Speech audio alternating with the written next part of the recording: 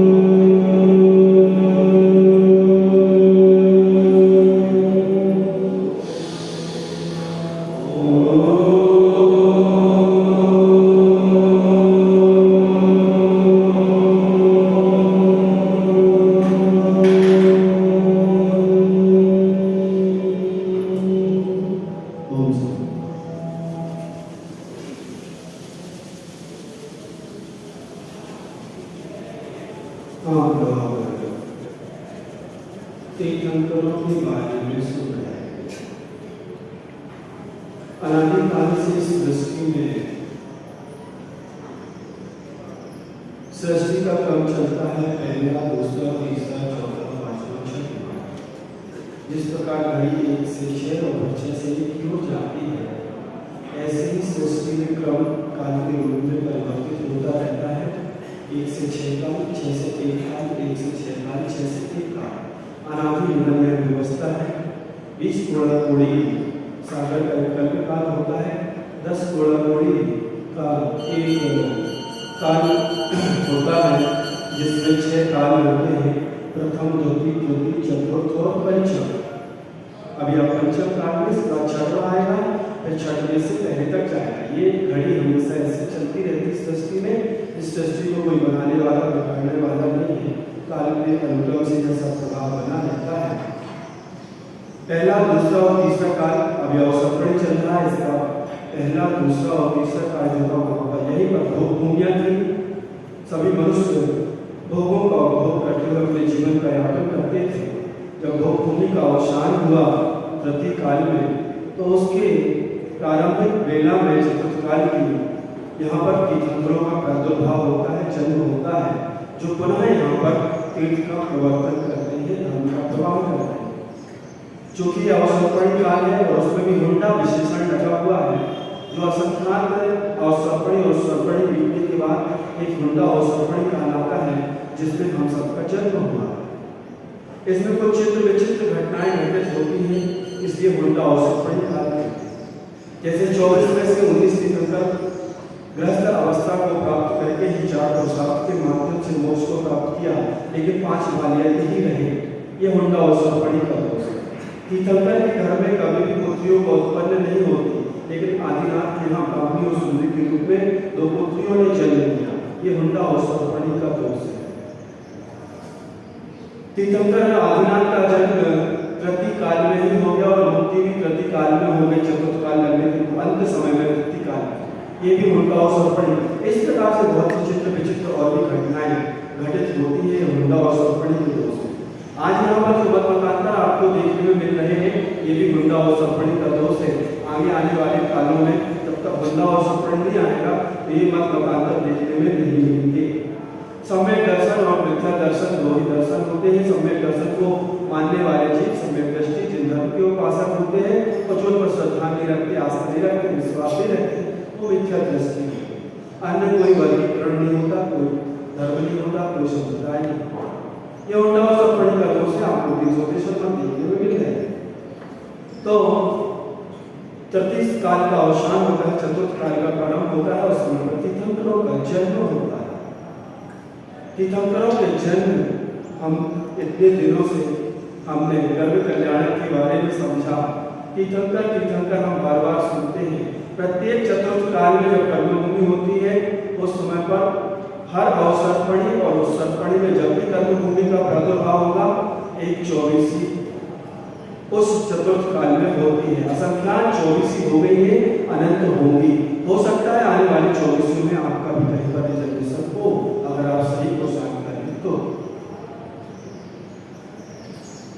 ऐसा भी सोचना हो सकता है कि असल तीर्थंकर ही मुक्ति को प्राप्त होते हैं, या तीर्थंकर ही सिद्ध होते हैं, या तीर्थंकर ही मोक्ष जाते हैं, या असल तीर्थंकर ही कर्मों का नष्ट। ऐसा नहीं है। तीर्थंकर तो जाते ही हैं। ये विशेष विभूतियां होती हैं जो उन नाम कर्म की जो प्रकृतियां हैं, उसमें तीर्थंकर प्रकृति है, उस तीर्थंकर प्रकृति का बंध करती है। ये विशेष वैभव को लेके, विशेष पुण्य प्रकृति को लेके आती है, इसलिए उनको यह सुविधा और संसार का यह वैभव प्राप्त होता है। संसार का वह सर्वस्वर्ण रूपी वैभव से तीर्थंकर को प्राप्त हुआ। इनके अलावा जो सामान्य मुनि अपने कर्मों को नष्ट करके मुक्ति रूपी लक्ष्मी का वर्ण करेंगे, वो भी केवल ज्ञान रूपी ज्योति को प्रकट करते हैं। केवली भी बहुत प्रकार के होते हैं। तीर्थंकर केवली होते हैं, अनुबद्ध केवली होते हैं, उपसर्ग केवली होते हैं, मूर्ख केवली होते हैं, आदि आदि सामान्य केवली बहुत से होते हैं। अर्थात कोई भी मुनि जो अपने परिणतियों को, भावों की अंतरंग की विशुद्धि को इतना बढ़ा देता है, गुण स्थान में आरोहण करता है 12वें 13वें गुणस्थान में जाता है, केवल ज्ञान की ज्योति को प्रकट कर सकता है और वह भी सिद्ध हो सकता है, मुक्त हो सकता है। सिद्धालय में कोई भी भेदभाव नहीं है, वहां पर सब सिद्ध आत्माएं, चाहे वह तीर्थंकर की हो वह सामान्य मुनि की हो, एक में ही एक रानी, एक आत्मा में अनेक आत्माएं वहां पर विराजमान रहती हैं। आज का सूत्र क्या है? दीप अनेक प्रकाश में प्रकाश, एक में साफ। दीप अनेक अर्थात अनेक आत्माएं हैं। आज का सूत्र यहाँ पर आ गया, तो अभी बता देते हैं कि आत्माएं अनेक हैं लेकिन एक में ही एक राज। वहां पर एक आत्मा में अनेक आत्माएं समाहित हो जाती है। वहां कोई ऊंचा नहीं, कोई नीचा नहीं, सब जाके सिलसिला के अंतिम भाग में सबका जाके सिर का जो भाग होता है, क्योंकि जब आत्मा मुक्त होता है अंतिम उसका स्ट्रक्चर होता है, जिस शरीर में वो रहता है उसी के अनुसार वह जाकर उसके आत्मा के जो परमाणु है निकल के उसी स्थिति में उससे कुछ न्यून सिद्धालय में जाके विराजमान। जो मुनि खड़गासन से मोक्ष पधारे तो उनके आत्मा के प्रदेश खड़गासन में वहां विराजमान, जो पद्मासन में पधारे पद्मासन में होते हैं। आपके यहाँ बैठने की व्यवस्था ऊपर नीचे है, वो थोड़ा ऊपर बैठेंगे, वो थोड़ा और नीचे बैठेंगे अपने अपने होने के अनुसार, लेकिन वहां पर सब एक है, चाहे तीर्थंकर बन के जाए और चाहे सामान्य जाए, सबका सिर उस लोक के अग्र भाग से अंतिम भाग से टच रहता है। नीचे की व्यवस्था जिसका जैसे अवमाना वैसा है। तो यह सिद्धालय की व्यवस्था है, सिद्धों की व्यवस्था है। दीप अनेक, आज का सूत्र गुरु जी का, दीप अनेक प्रकाश में प्रकाश, एक में साफ। एक दीपक है, दीपावली आने वाली है 36 दिन से भगवान की मूर्ति है, तो आप लोग उस दिन दीपोत्सव पर्व बनाते हैं। एक कक्ष में एक दीप रख लीजिए, ठीक है? कैसे रहते हैं महाराज वहां एक के अंदर बता रहे, उसका उदाहरण मुझे दिया। एक दीपक को आपने कक्ष में रख दिया, एक दीपक का प्रकाश पूरे कक्ष में फैल गया। 10 रख दीजिए, 50 रख दीजिए, 100 रख दीजिए, 1000 रख दीजिए, लाख रख दीजिए, उतने कमरे में ही वो प्रकाश 1000 का भी समाहित हो जाएगा। दीप अनेक प्रकाश में प्रकाश, एक में सब एक मेल हो गए। ऐसे ही वह आत्माएं वहां पर जाके एक मेल होकर के सानंद अनंत अनंत सुख अनंत वीर का उपभोग कर रही है। सुख को उन्होंने प्राप्त कर लिया, तो जो प्रकाश होता है वो आत्म तत्व होता है, वह सबका अपना अपना होता है। भले प्रकाश सबका एक सा है लेकिन दीप अनेक हैं, हर आत्म तत्व का अपना एक वजूद है। तो वह जो तीर्थंकर बाबा आत्माएं होती हैं, कैसे बनते हैं तीर्थंकर, आप लोग बार बार सुनते होंगे। हमने बता दिया असंख्यात हो चुके, अनंत होंगे। उस सतपड़ी काल में जब चतुर्थ काल आएगा, तृतीय काल आएगा, उसमें पुनः 24 बनेगी, फिर अगले में 24 बनेगी, फिर ऐसे। तो तीर्थंकर 24 क्यों होते हैं, आपके प्रश्न हो सकता है। तीर्थंकरों को ये विभूतियां क्यों मिलती है, तीर्थंकर की क्या विशेषताएं हैं, कुछ जिज्ञासाएं हमारे मन में होती हैं। हम तीर्थंकरों को पढ़ रहे हैं, हमने अभी ऋषभनाथ भगवान को पढ़ा, आज हम चंदा प्रभु जी को पढ़ेंगे, अन्य तीर्थंकरों को। उनके जीवन के एक छोटे से अंश को हम 2-5 प्रश्नों के माध्यम से समझने का प्रयास कर रहे हैं। उसको पढ़ने के लिए आप तीर्थंकरों की कथाएं पढ़िए। उत्तर पुराण में 23 तीर्थंकरों का बहुत विशद वर्णन है, आप उसको पढ़ सकते हैं। सप्तसागरी महाराज ने छोटी सी किताब लिखी तीर्थंकरों की कथाएं, आप उसके माध्यम से भी अपने तीर्थंकरों से परिचित हो सकते हैं। तो तीर्थंकर किसे कहते हैं? तरंती संसार महान तीर्थम, अर्थात जिनके द्वारा संसार सागर से पार होते हैं वह तीर्थ हैं, और इस तीर्थ के प्रवर्तक तीर्थंकर कहलाते हैं। जिस सरस्वती में अध्याय 4 में आपको तीर्थंकर के बारे में संपूर्ण जानकारियां मिलेंगी, हम कुछ उसमें से आपके सामने प्रस्तुत कर रहे हैं। धर्म का अर्थ होता है सम्यक दर्शन, सम्यक ज्ञान, सम्यक चारित्र। चूंकि इनके द्वारा संसार सागर से तरते हैं, इसलिए इन्हें तीर्थ कहा है। जो तीर्थ या धर्म का उपदेश देते हैं वो तीर्थंकर कहलाते हैं। तीर्थंकर कितने होते हैं? तो एक क्षेत्र में एक अवसर्पणी उत्सर्पणी में 24 ही होंगे। यहाँ भरत क्षेत्र वैसे तो तीर्थंकर अनंत हो चुके हैं, किंतु भरत ऐरावत क्षेत्र में अवसर्पणी के चतुर्थ काल में एवं उत्सर्पणी के तृतीय काल में, अर्थात उसको दुष्मा सुषमा काल के नाम से भी जाना जाता है, क्रमशः एक के बाद एक 24 तीर्थंकर होते हैं। कहाँ पर? भरत क्षेत्र में जहाँ आप हैं, और ऐरावत क्षेत्र में। हमने एक दिन बताया कि 15 कर्म भूमियाँ याद है, नक्शे से दिखाया था यहाँ से 15 कर्म भूमियाँ होती हैं, 5 भरत, 5 ऐरावत और 5 विदेह। सब जगह एजेंटेड ऐसे ही व्यवस्था है, जैसे आपके यहाँ श्रावक है भूमि, ऐसे वहाँ भी है, ऐसी दुनिया वहाँ भी है। आप अभी वहाँ जा नहीं सकते इस शरीर में, इसको छोड़ के नए शरीर के साथ कई बार आप वहाँ हो, यात्री हो, यात्रा पर हो, सब जगह घूमे। तो ऐसे 24 तीर्थंकर होते हैं भरत और ऐरावत में।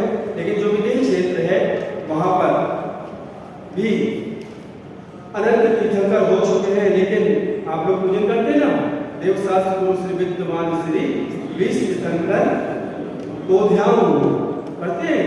20 तीर्थंकर क्यों पढ़ते हैं? उन विदेह क्षेत्र में काल का परिवर्तन प्रभावित नहीं करता, वहां पर हमेशा तीर्थंकर पाए जाते हैं। चतुर्थ काल सदस्य वहां विदेह क्षेत्र में व्यवस्था होती है और वहां पर हमेशा 20 तीर्थंकर कम से कम हमेशा रहते ही हैं। हम एक दिन बचा चुके हैं इसके संबंध में। तो उन विदेह क्षेत्रों में 20 तीर्थंकर जो विद्वान रहते हैं, किंतु अधिकतम 5 विदेह में एक समय में 160 तीर्थंकर हो सकते हैं। हो जरूरी नहीं है, क्योंकि एक विदेह की 32 भूमियां हैं। जैसे कि आपका भरत क्षेत्र है, ऐसे 32 क्षेत्र है एक विदेह, उसका विस्तार बहुत बड़ा है विदेह का इसकी अपेक्षा। तो ऐसे 32 हैं, तो 32 पंचे 160। अगर 32 में एक एक तीर्थंकर रहेंगे, एक क्षेत्र में एक रहेंगे, एक के हो तो दूसरा राजा नहीं हो सकता। तो अगर 32 क्षेत्रों में हमेशा तीर्थंकर रहेंगे तो 160 वो, और यदि मान लीजिए 5 भरत में और 5 ऐरावत में है, ऐसे एक समय में 170 तीर्थंकर हो सकते हैं इस ढाई युग में। ऐसा सुनने में आता है कि अजितनाथ भगवान के समय पर सब सीटें फुल थी, अर्थात हर जगह तीर्थंकर थे। तीर्थंकरों के कितने कल्याण होते हैं तो आप लोगों ने सुना है, आप लोग बहुत अभ्यस्त है। आज कल्याण होते हैं गर्भ, जन्म, तप, ज्ञान और मोक्ष। बहुत अच्छा है, तो आप लोगों को याद है। क्या भरत क्षेत्र, ऐरावत क्षेत्र और विदेह क्षेत्र में 5 कल्याण वाले तीर्थंकर ही होते हैं क्या? ऐसा आपका प्रश्न हो सकता है। तो नहीं, भरत और ऐरावत क्षेत्र में तो 5 कल्याण वाले ही तीर्थंकर होंगे, ये यहाँ पर नियम है। लेकिन विदेह क्षेत्र में 2 कल्याण वाले, 3 कल्याण वाले और 5 कल्याण वाले भी होते हैं। मान लीजिए कोई भव्य आत्मा मुनि बना और वहाँ केवली तो उपस्थित नहीं हमेशा, उनके पाद मूल में जाके मुनि बनने के बाद उसने तीर्थंकर प्रकृति का बंधन कर दिया, तो उसका ज्ञान कल्याण और मोक्ष कल्याण का जन्म, गर्भ जन्म तब तो हो ही चुका है। मान लीजिए कोई श्रावक है, वो तीर्थंकर के पाद मूल में, केवली के पाद मूल में पहुंच गया और उसको सम्यक दर्शन की प्राप्ति हो गई, उसने तीर्थंकर प्रकृति का बंधन कर दिया। उसके बाद उसने दीक्षा ली तो उसका दीक्षा कल्याण होना है। लेकिन जन्म कर्म तो हो चुका, जैसे 3 कल्याण वाला वहां पर आत्मा हो सकता है। तो विदेह क्षेत्र में 2-3 कल्याण वाले भी हो सकते हैं और भरत क्षेत्र में 5 कल्याण, ऐरावत में 5 कल्याण वाले ही होंगे। तीर्थंकरों में कुछ विशेषताएं होती हैं। क्या विशेषताएं होती हैं? तो तीर्थंकर जो होते हैं उनकी दाढ़ी और मुछ के बाल नहीं, जो महापुरुष होते हैं उनके मुखमंडल हमेशा बहुत ही सुंदर सुडोल, तो उनके मुख में दाढ़ी और मुछ के बाल नहीं आते हैं। सुंदर केशों का विन्यास तो होता है मस्तिष्क पर। तीर्थंकर वाला जो होता है जन्म के साथ ही उसकी सब व्यवस्थाएं स्वधर्म केंद्र के माध्यम से स्वर्गों से संचालित होती है। वो वहाँ यहाँ के वस्त्र आभूषण भोजन कुछ ग्रहण नहीं करता जब तक माँ के घर में रहता है। यहाँ तक कि वह अपनी माँ का दूध भी नहीं पीता था। ये विशेषता है। क्यों? यह व्यवस्था है उनके जन्म के साथ ही जो सौधर्मित होता है उनके दाहिने हाथ के अंगूठे में अमृत को भर देता है और वह तीर्थंकर बालक उस अमृत का रसा स्वादन करता है। जितने भी उनके वस्त्र आभूषण भोजन है वो सब स्वर्गों से उपलब्ध होते हैं। तीर्थंकर का जीवन में कोई गुरु नहीं है। तीर्थंकर जो होते हैं अपने जीवन काल में मुनि का दर्शन नहीं करते। तीर्थंकर का जीवन 8 वर्ष अंतर्भूत के साथ ही एक जो श्रावक के व्रत होते हैं पंचाणु व्रत के साथ प्रारंभ होता है। चूंकि 8 वर्ष अंतर्भूत के बाद ही श्रावक के अनुव्रत करने की पात्रता आगम ग्रंथों में बढ़ लेती। वो अपने जीवन में कभी मुनि का दर्शन नहीं करते, उनको मंदिर जाने की कोई बाध्यता नहीं है। वह स्वयं दीक्षित होते हैं, वह स्वयंभू होते हैं। वह कभी अपने जीवन में ऐसी कोई व्यवस्थाओं का तीर्थंकर बालक अवस्था में, गृहस्थ अवस्था में, मुनि अवस्था में भी मंदिर जाना जरूरी नहीं है, आवश्यक नहीं है। उनका अन्य मुनि से गृहस्थ अवस्था में साक्षात्कार नहीं होता। तीर्थंकरों के कल्याण के समय पर तीनों लोक में एक क्षण के लिए आनंद की अनुभूति प्रत्येक जीव करता है। आप लोग भी हमेशा कर रहे हैं, मेरे क्षेत्र में हमेशा जन्म हो रहा है, लेकिन अनुभूत नहीं कर पाते। आप तो ठीक है, प्रत्येक प्राणी तीनों लोग के नाथ की जीव भी एक क्षण के लिए सुख का अनुभूति करते हैं। तीर्थंकर मात्र सिद्ध परमेश्वरी को ही अपने जीवन में नमस्कार करते हैं। वह नमः सिद्धेभ्यः इस मंत्र का उच्चारण, ओम का उच्चारण नहीं। ओम पंच परमेश्वरी वाचक मंत्र है, इसलिए वह सिर्फ नमः सिद्धेभ्यः बोलते हैं। तीर्थंकरों के प्रतिमाओं में आजकल चिन्ह उकेरे जाते हैं। महाराज कौन निर्धारित करता है चिन्हों को? ये जिज्ञासा भी आप लोगों को होती होगी। तो तीर्थंकर के जो जब जन्म होता है तो उनके शरीर में 1008 शुभ लक्षण पाए जाते हैं। जब सौधर्म केंद्र भगवान का तीर्थंकर बालक का पांडव शिला पर जन्माभिषेक ले जाकर के करता है, उस समय उनके दाहिने पैर पर एक लालचा एक चिन्ह उसको देखने में आता है और वह इंद्र और तीर्थंकर का वह चिन्ह निर्धारित कर देता है, घोषित कर देता है। दाहिने पैर के अंगूठे कौन से क्षेत्र में कौन से तीर्थंकर, भारत में भी हो रहे हैं, ऐरावत में भी हो रहे हैं, विदेश में भी हो रहे हैं। और सबका अभिषेक कहां पर होता है? जो जम्बूद्वीप के सेंटर में बिल्कुल नाभि में सुमेरु पर्वत 1 लाख योजन का विराजमान है, उसके अग्रभाग में वहां पर जो सिंहासन लगे हुए हैं रत्नमयी स्वर्णमयी, उन पर ले जाके अब एक ही सीट होगी मान लो, तो कैसे सबका अभिषेक करेंगे? तो नहीं, सबकी सीट अलग अलग होती है। भरत क्षेत्र के तीर्थंकरों का पांडव शिला पर अभिषेक होता है। पश्चिम विदेश के तीर्थंकरों का पांडव कमला नामक शिला पर अभिषेक होता है। ऐरावत क्षेत्र के तीर्थंकरों का रक्त कमला नामक शिला पर अभिषेक होता है और पूर्व विदेश के तीर्थंकरों का रक्त शिला नामक शिला पर जन्माभिषेक संपन्न होता है। 24 तीर्थंकर होते हैं। कहीं कहीं आप लोग दर्शन करने जाते हैं, 24 विराजमान होती है, तो अलग अलग वर्ण की होती है।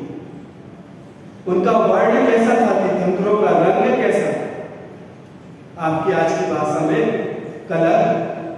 तो तीर्थंकरों के जो कलर आगम ग्रंथों में वर्णित है, उसको याद रखने के छोटा सा दोहा आपको सुना देते हैं। 2 गोरे 2 सांवरे, 2 गोरे 2 सांवरे, 2 हरियर 2 लाल, 2 हरियर 2 लाल, 16 कंचन वर्ण है, 16 कंचन वर्ण है, बंदों तीनों का। 2 गोरे हैं, 2 सांवरे हैं, 2 हरे हैं और 2 लाल। कितने हो गए? 8। 16 कंचन वर्ण, 16 कंचन के समान, स्वर्ण के समान चमकते हो। कितने हो गए? 24। तो 2 गोरे कौन से थे बताओ? आज हम उनका वर्णन पढ़ना है, चंद्रप्रभ भगवान और पुष्पदंत भगवान। ये 2 कैसे थे? ये 2 दोनों गोरे थे, 2 श्याम वर्ण को लिए हुए थे। कौन से थे? आप 2 सावले, 2 गोरे, 2 सावले, 2 सावले थे, मुनि सुब्रता और नैनीना, 2 सावले। ध्यान रखना, पूछे जा सकते हैं जो विशेष प्रश्न होंगे ना, जिसमें चांदी की द्रव्य मिलेगी चढ़ाने के लिए, उसमें कोई भी प्रश्न कहीं से भी पूछा जाए जो आपका सिलेबस उसके अलावा। 2 लाल पदमप्रभ जी और बांसको जी, ये लाल कलर में थे, और 2 हरित वर्ण के थे। तो सुपार्श्वनाथ जी और पार्श्वनाथ जी ये हरे रंग के शरीर थे, हरियाली उनके शरीर में दिखती थी। अच्छा हो गया आज में हरे रंग में पार्श्वनाथ मिल गए, हमें हरे रंग में उदाहरण चाहिए रहते। तो ये बाकी 16 जो थे शेष, वो स्वर्ण की तरह चमकते हम। ओंकार कैसे बनाते हैं आप लोग? स्वर्णमयी तेज आभा को लिए सूर्य की तरह चमकता दमकता, ऐसे उनके शरीर की आभा थी। इस प्रकार से ये 24 तीर्थंकर भगवान के आप वर्णों से परिचित हो गए हैं। आगे अपन कल देखेंगे थोड़ा सा तीर्थंकरों को, और आज आपका समय हो गया है। कौन से तीर्थंकर कहाँ से मोक्ष पधारे, इसको और ले लेते हैं, बाकी कल देखेंगे। तो भगवान ऋषभ लेकर कैलाश पर्वत से मोक्ष पधारे हैं, बांसको जी चंपापुर से मोक्ष पधारे हैं, नैनीनाथ जी गिरनार से मोक्ष पधारे हैं, और महावीर स्वामी पावापुर से मोक्ष पधारे हैं।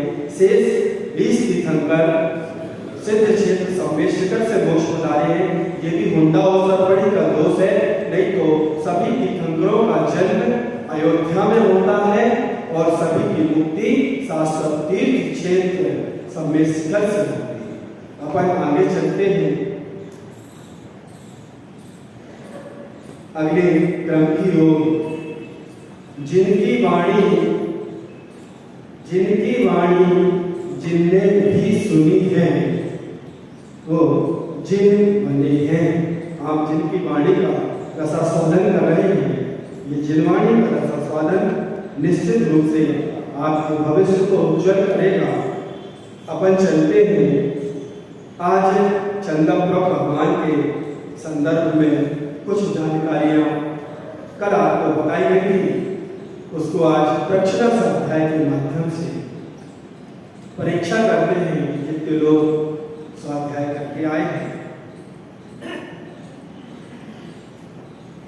भगवान ऋषभ देव की पारणा हुई थी, ये किसके यहाँ पर हुई थी? पुराना प्रश्न, किसके यहाँ हुई थी और पारणा को उन्होंने क्या ग्रहण किया था? एक बालक यहाँ पर आ जाए भैया, इसको जो जिम्मेदारी सौंपी थी संकेत के अनुसार काम हो। हाँ, वो कुर्सी वाले बाबू जी के सामने बैठे भाई साहब खड़े हुए। हाँ, कुर्सी वाले बाबू जी के सामने जो बैठे। पुराना प्रश्न है, कल आप लोगों ने प्रश्न के उत्तर के पारितोषिक नहीं लिए थे। जिन लोगों ने कल उत्तर दिए थे वो अपने पारितोषिक ले लेना, आज ले लेंगे क्लास में। हाँ, अच्छे से ऊपर तक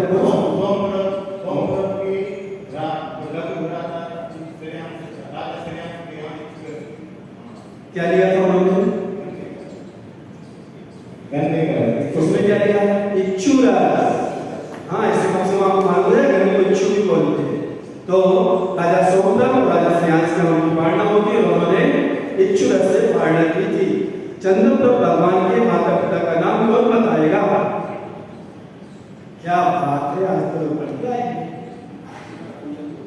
है, बताओ।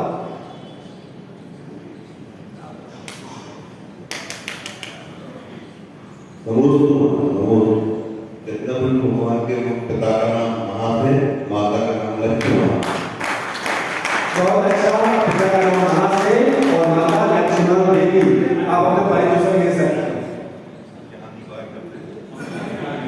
चंद्रप्रभ भगवान कहां से चय करके आए थे? हाँ, कुछ कम उठ रहे हैं। हाँ बताइए मोदी जी।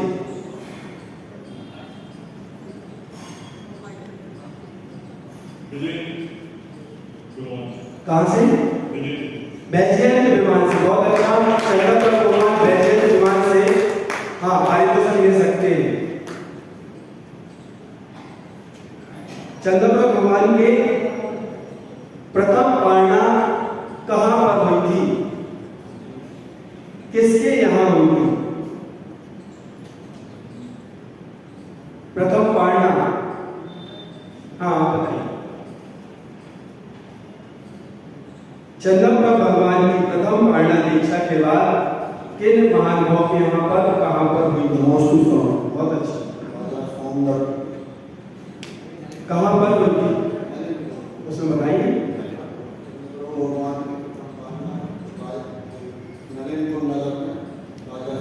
बहुत अच्छा।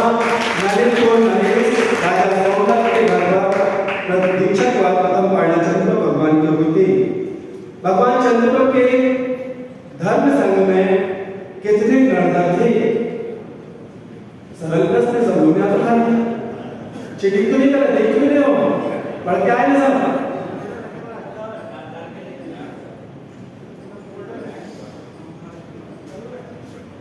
हाँ आप बताइए। आप दादाजी आप नहीं बैठे हो? हाँ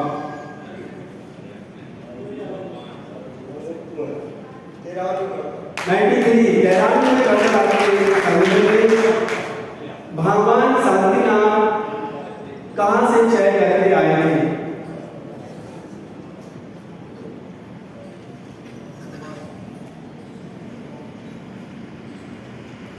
हाँ बताइए।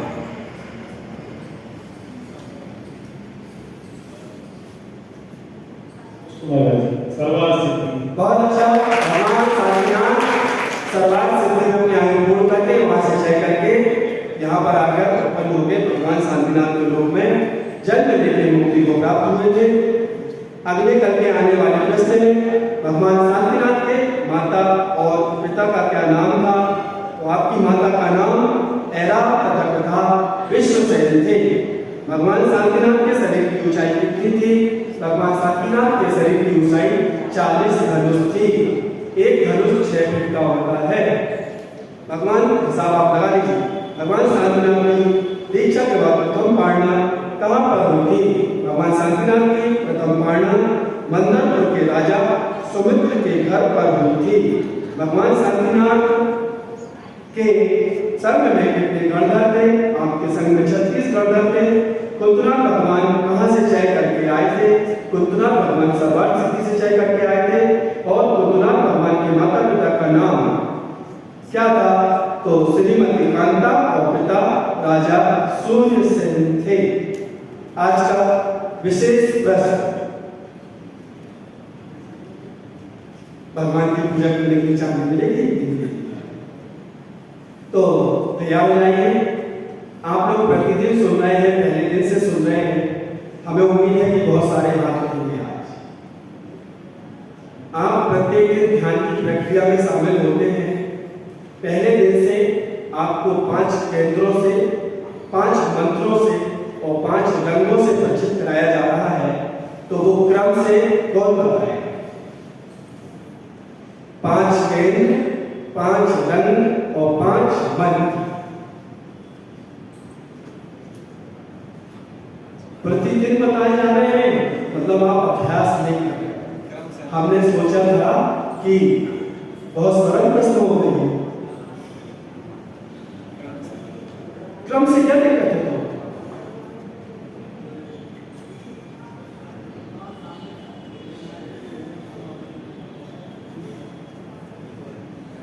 बताओ रजनीश।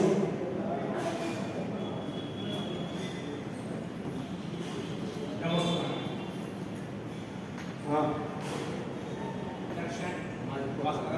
दर्शन ज्ञान अच्छे से बोलो पूरा। दर्शन केंद्र एक नंबर है विशुद्धि की क्रम का ध्यान रखना, मंत्र का ध्यान रखना और रंग का ध्यान रखना। दर्शन की, विशुद्धि की, आनंद की और शक्ति की। चलो वापस दे दो, अगला हाथ उठाओ।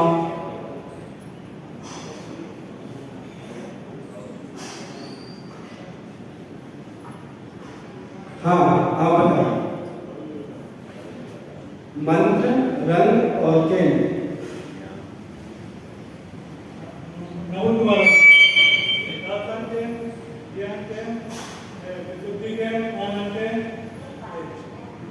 मंत्र को ध्यान करो, अगला क्रम बताएगा। क्रम का ध्यान रखो।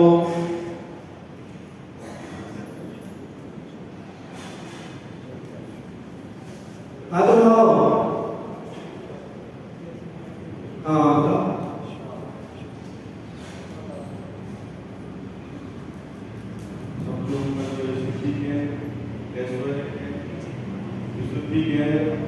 आनंद के और शक्ति के। आप मंत्र के हिसाब से चलिए।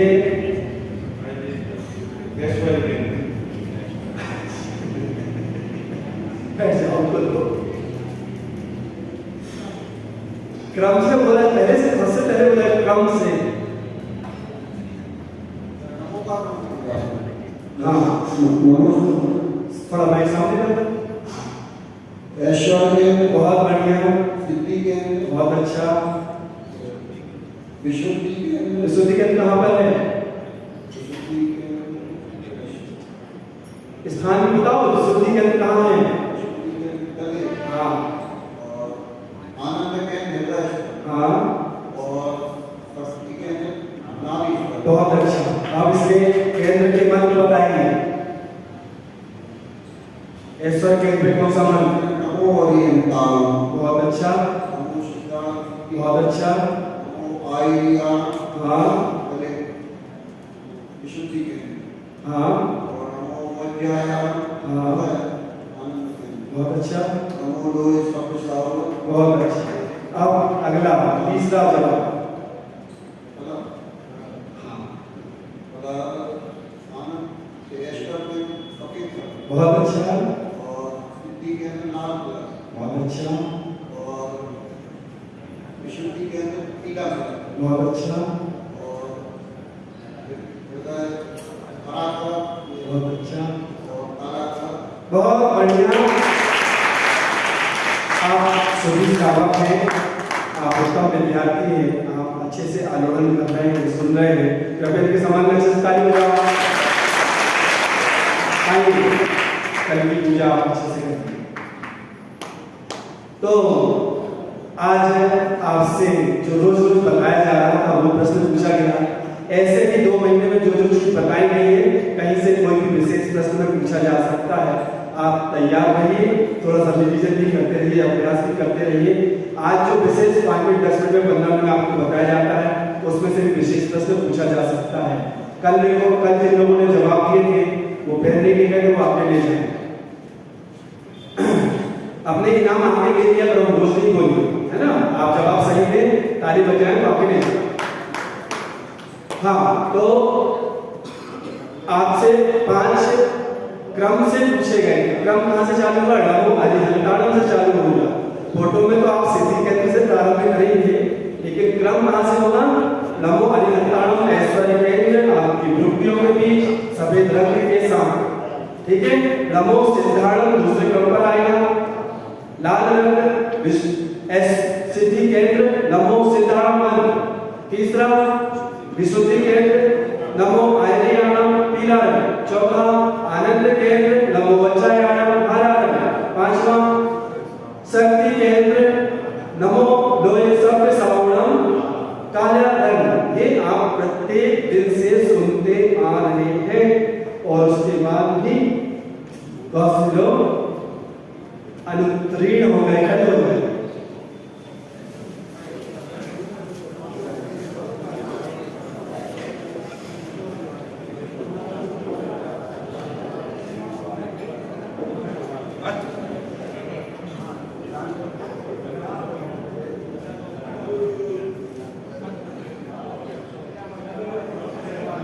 आज पुनः हम पंच परवेष्टि की अवधारणा रंगों के माध्यम से, जिसका अभ्यास 2 दिन से चल रहा है, कुछ हम बताते हैं, बोलते तो वैसा आप लोगों को अंदर से अनुभूत होता है, फील होता है कि नहीं होता है? देखो, कोई भी चीज है ये अभ्यास से आएगी। आप चाहो कि 1 दिन में, 2 दिन में, 3 दिन में, 5 दिन में हमने अभ्यास करा दिया और आने लगे, उस केंद्र पर आपको उस रंग के बिंदु को देखना है, दिखेगा, आप अभ्यास करोगे। कोई भी साधना अभ्यास से ही फलीभूत होगी। और 1 दिन, 2 दिन, 5 दिन हमने अभ्यास करा दिया, बता दिया, हमने सिर्फ आपको एक प्रक्रिया से परिचित कराया है। यहाँ थोड़ा थोड़ा आपको अनुभूत हो रहा है, लेकिन इसका आनंद जब आएगा, जब आप इस प्रक्रिया को प्रतिदिन करेंगे, लगातार करेंगे। जो लोग 21 दिन तक करेंगे, उनको 21वें दिन से इसके प्रतिफल दिखना प्रारंभ हो जाएंगे।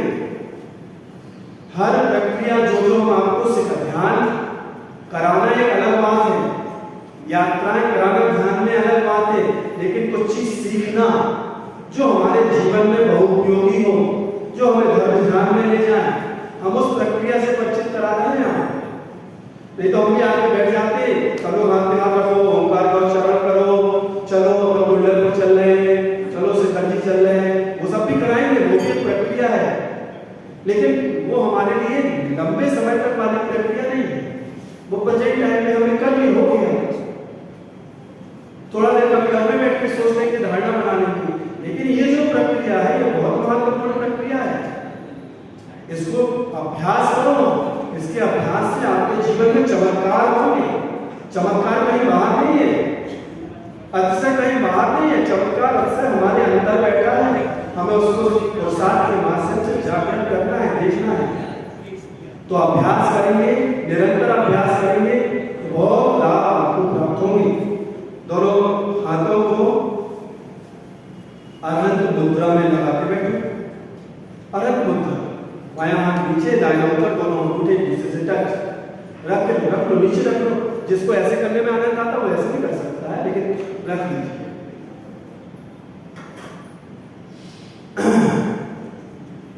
रीढ़ की हड्डी सीधी, गर्दन सीधी।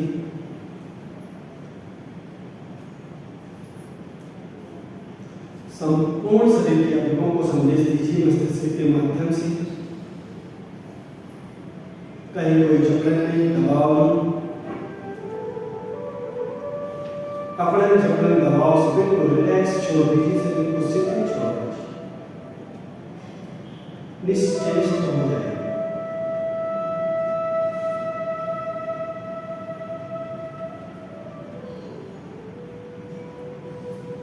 सांसों पर ध्यान केंद्रित कीजिए। अपने चित्त को अपने नाभिकमंडल पर ले जाइए।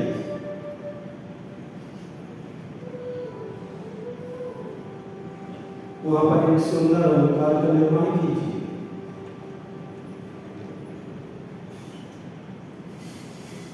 स्वर्णीय ओंकार निर्मित हो रहा है, स्वर्ण आभा को ही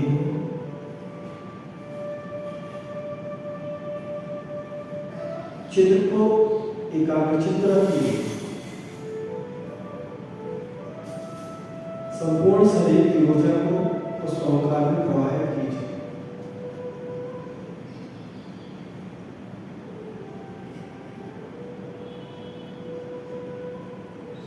आज थोड़ी सी प्रक्रिया को चेंज करेंगे। अपने चित्त को आकाश मंडल में ले जाए। धरती और नीले आसमान के बीच में जितना भी दिव्य स्थान है सब आकाश मंडल है।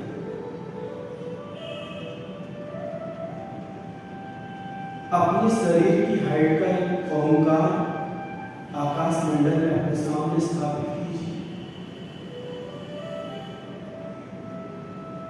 6 फीट का बहुत बड़ा ओंकार आपके सामने निर्मित हुआ, मन रूपी कलम से आकाश में उड़े।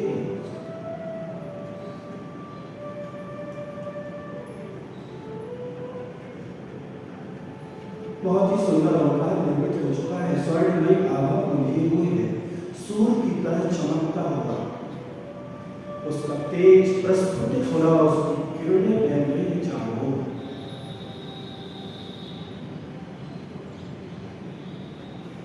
उस ओंकार की सकारात्मक ऊर्जा को अपनी ओर आकर्षित कीजिए।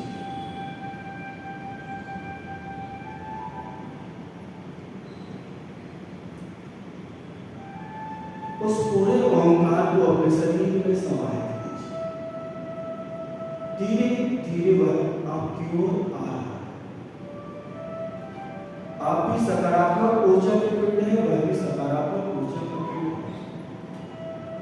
धीरे धीरे वह आपके शरीर में प्रवेश कर रहा है। आप एक सकारात्मक ऊर्जा के पिंड बन चुके।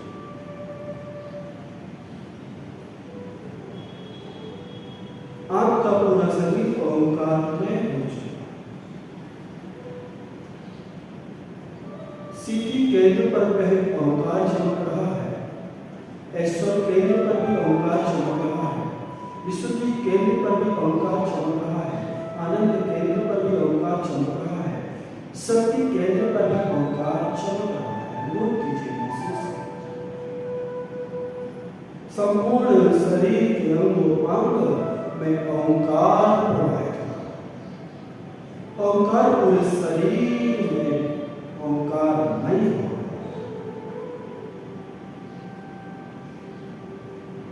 आप एक ऊर्जा के पिंड बन चुके हैं। सृष्टि की वह ऊर्जा आपके ऊपर बरस रही है। वह नीली नीली ऊर्जा की धार संपूर्ण अंतरंग और शरीर में आज आप ओंकार बीजाक्षरमय हो।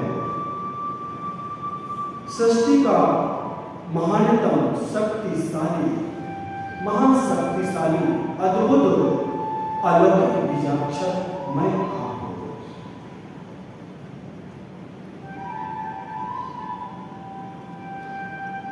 अपने चित्त को अपने ऐश्वर्य केंद्र पर ले जाए। बहुत छोटा सूक्ष्म सफेद बिंदु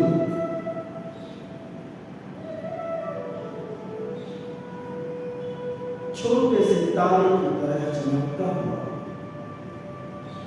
देखिए उस केंद्र, उस मंत्र का स्मरण कीजिए, उस रंग की सांप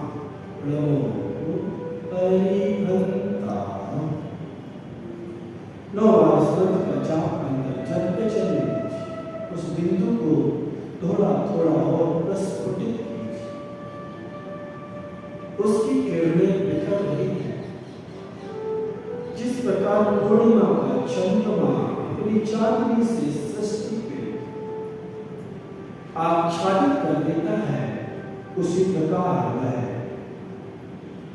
सफेद बिंदु धीरे धीरे प्रस्फुटित होकर संपूर्ण शरीर में फैल रहा है। उसका उज्ज्वल धवल निर्मल प्रकाश सफेद सफेद वह दूध की तरह भेड़ा घाट की उस धुआंधार के दूध की तरह संपूर्ण शरीर में प्रवाहित हो रही है। वह अनंत परमेश्वर की ऊर्जा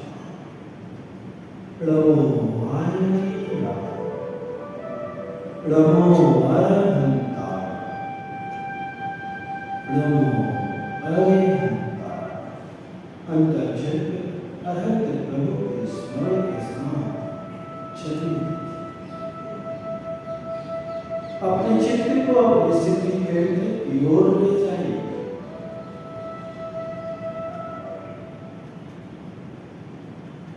लाल रंग का वह छोटा सा बिंदु सिद्धि केंद्र पर देखने का पुरुषार्थ प्रयास। धीरे धीरे वह भी प्रस्फुटित हो रहा है। प्रातः काल की बेला में बाल भानु जिस प्रकार लाल लाल सोने का गोला एक बार स्क्रीन देख सकते धारणा उस लाल रंग को प्रस्फुटित होते हुए देखिए।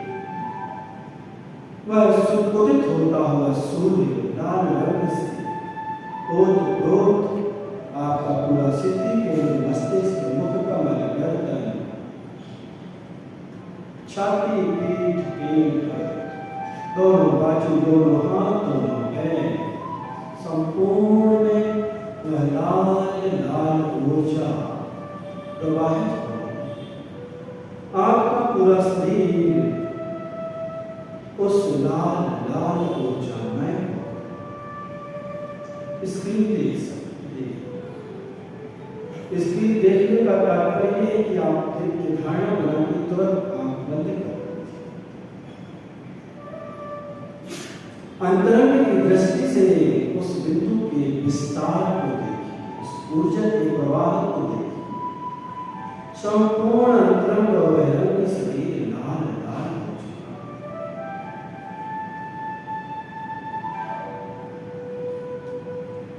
है। यह ऊर्जा सिद्धि केंद्र से बाहर निकल के संपूर्ण बाहर शरीर में भी अवगाहित हो रही है। अंतरंग और बहिरंग लाल लाल हो चुका है। नमो सिद्धाय महामंत्र का जन्म चले।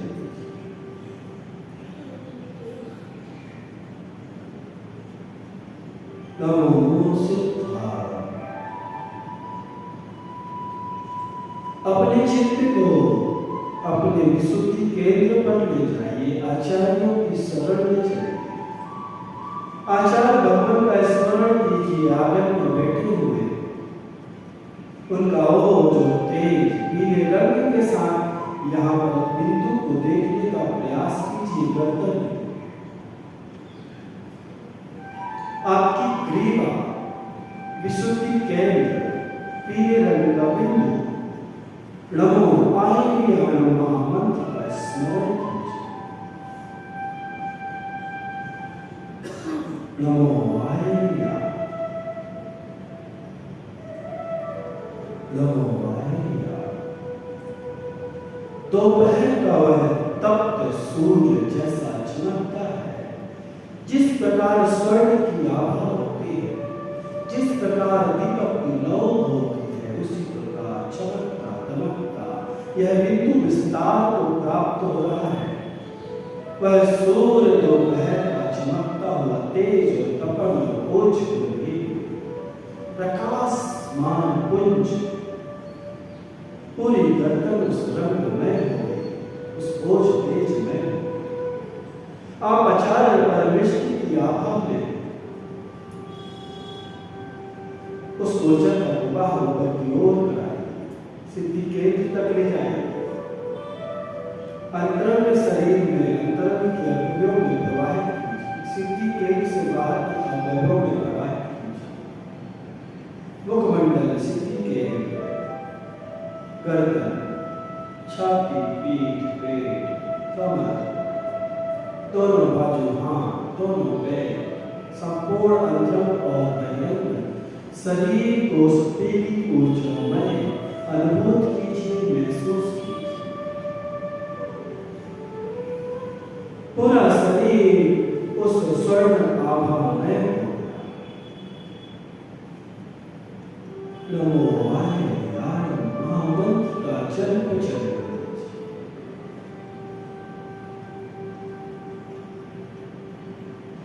नमो वायुयान पीना पीना संपूर्ण अंतरंग एक बार स्पीड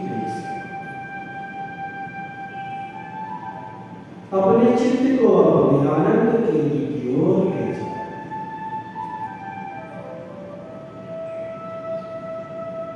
आनंद केंद्र हरा रंग का वह बिंदु, हरा रंग का वह बिंदु हृदय स्तर पर देखने का प्रयास कीजिए। संपूर्ण आपका शरीर ऊर्जाओं के प्रवाह से संचालित है।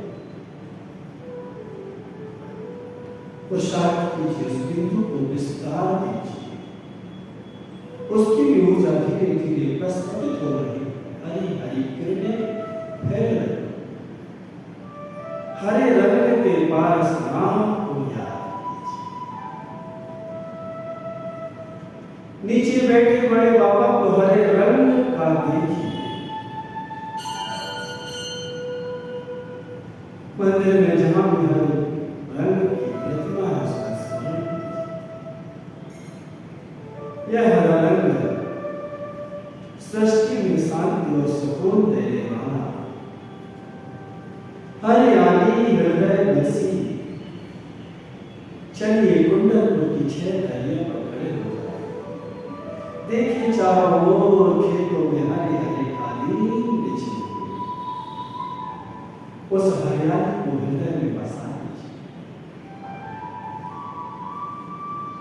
संपूर्ण हृदय स्थल में वह हरे रंग का प्रकाश प्रस्फुटित हो चुका है। फैल रहा है, विस्तार को प्राप्त हुआ है। विकास की ओर छाती, दीपा, मुखमंडल, सिद्धि केंद्र तक ले जाए। गर्दन, पीठ, छाती, पेट, कमर, बाजू, दोनों हाथ, दोनों पैर, संपूर्ण में वह हरे रंग की ऊर्जा प्रभु अच्छाया महामंत्र का जन्म चल प्रभु अच्छाया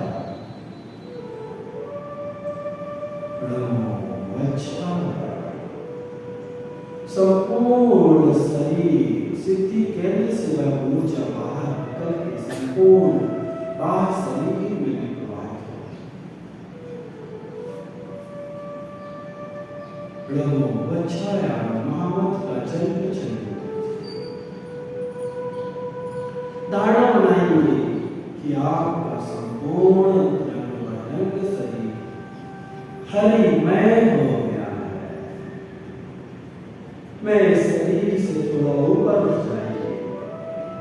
आप हरि आत्मामय हो जाए।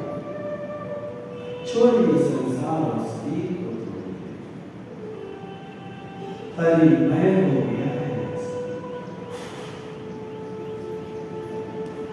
मैं शुद्ध आत्मा, मैं आत्मतत्व हूं। अपने चित्त को अपने शक्ति केंद्र की ओर ले जाए।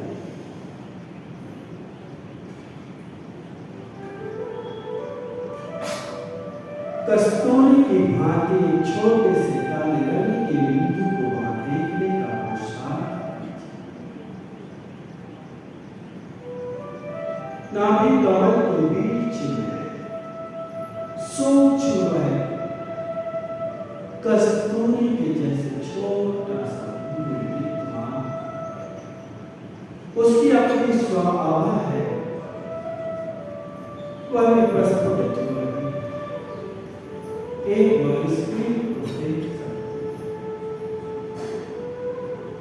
शक्ति केंद्र पर वह काले रंग के कमल के बीच छोटा सा बिंदु प्रस्फुटित हो रहा है। उस काले रंग के कमल से बहुत सी ऊर्जा की किरणें निकल विकास को प्राप्त हो रहा है। पूरा पेट, पीठ, कमर, छाती, हृदय स्थल उसमें ऊर्जा विस्तार को प्राप्त हो रही है। प्रस्फुटित हो अनुभव कीजिए, महसूस कीजिए। काले रंग में शांत उसकी अपनी एक आभा है। अमावस की वह काली काली रात को याद कीजिए। चारों ओर घनघोर अंधकार है। कुछ भी नहीं दिख रहा है। वह काली काली अमावस की रात चारों ओर है। वह बिंदु प्रस्फुटित हो चुका है, पल्लवित हो चुका है, विस्तार हो रहा है। अंतरंग का शरीर उस ऊर्जामय हो रहा है। वह ऊर्जा ग्रीवा, मुखमंडल, सिद्धि केंद्र तक आ रहा है। अनुभव कीजिए, महसूस कीजिए। संपूर्ण अंतरंग शरीर में प्रवाहित हो। 72,000 नाड़ियां अंतरंग शरीर में सूचक प्रवाहित हो। सिद्धि केंद्र से प्रस्फुटित होकर बाहर के समस्त अंगों की ओर प्रवाहित हो। मस्तक, मुखमंडल, ग्रीवा, छाती, पीठ, पेट, कमर, बाजू, हाथ, दोनों पैर, संपूर्ण उसकी ऊर्जामय हो रहे। अनुभव कीजिए, महसूस कीजिए, आप एक घनघोर चल रहे हैं। एक कदम आगे का भी आपको नहीं। चारों ओर वह काली छाई। आपका संपूर्ण अंतरंग बहिरंग शरीर उस कालिमामय समस्त नकारात्मकताओं को आपने बाहर निकाल दिया है। आप एक सकारात्मक ऊर्जा के पिंड बन गए। मैं शुद्ध आत्मा हूँ। मैं शुद्ध हूँ। मैं बुद्ध हूँ।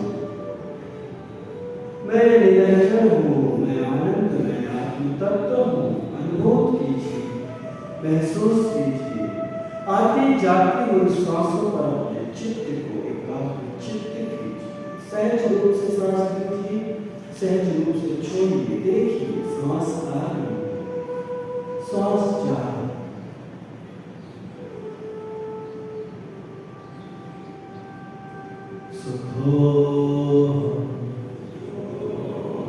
अंतर जन्म चलने दीजिए। मुखमंडल मुस्कान लिए हुए हो। अनुभूति दिखना चाहिए। आचार्य भगवत की मुख मुद्रा को देखिए। हमेशा प्रसन्न चित्त, कितनी भी प्रतिकूलता, जो आत्मा की अनुभूति करता है वह भगव आत्मा हमेशा प्रसन्न चित्त रहता। मुख प्रसाद उसका बिखरता है। मैं शुद्ध आत्मा, शुद्धो शुद्धो बुद्धो बुद्धो निरंजनो निरंजनो आनंद स्वरूपो आनंद स्वरूपो प्रशांत स्वरूपो शांत स्वरूपो शुद्धो शुद्धो सो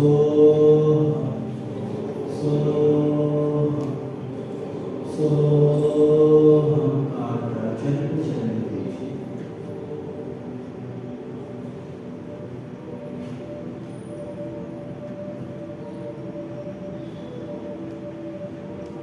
मैं शुद्ध आत्मा हूँ। मैं शुद्ध आत्मा हूँ। मैं आत्म तत्व हूँ। मैं इस सृष्टि का सर्वोत्कृष्ट सृजन हूँ। मैं सकारात्मक ऊर्जा का पिंड हूँ। मैं शुद्ध आत्म तत्व हूँ। मैं हूँ। मैं हूँ। मैं हूँ का अंतर्जन्म चलने दीजिए।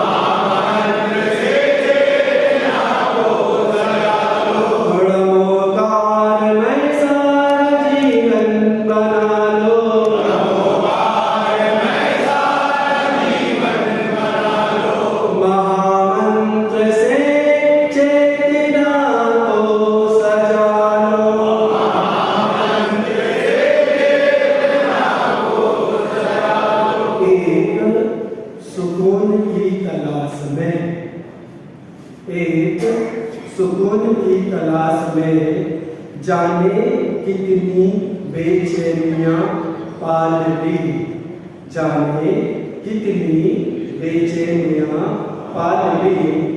और लोग